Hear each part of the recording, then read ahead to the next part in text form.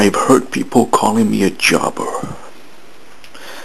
That's disrespectful, and it's uncalled for.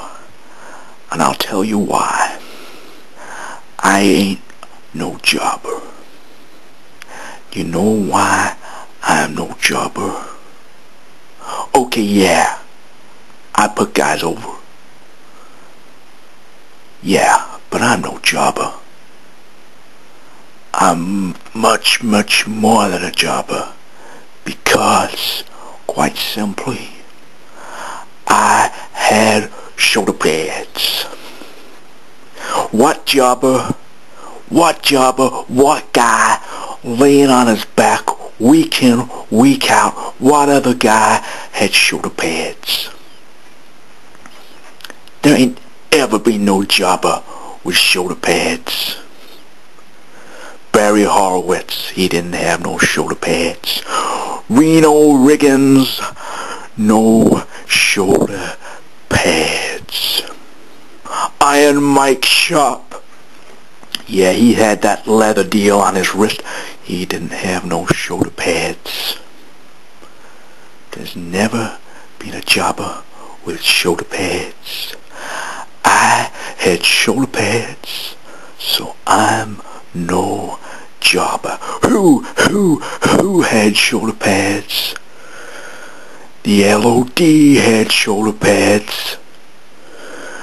They're one of the greatest tag teams of all time, if not the greatest tag team of all time, and they had shoulder pads.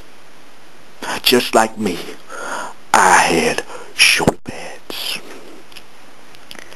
And I'll tell you something, my shoulder pads are far better than their shoulder pads. With those big spikes, they were vulgar. They were vulgar. My shoulder pads were much, much classier, much more subtle. They fit the gimmick superbly. They were the best damn shoulder pads in the history of this business, bar none. So when I put my shoulder pads on eBay for $5,000, they're a bargain.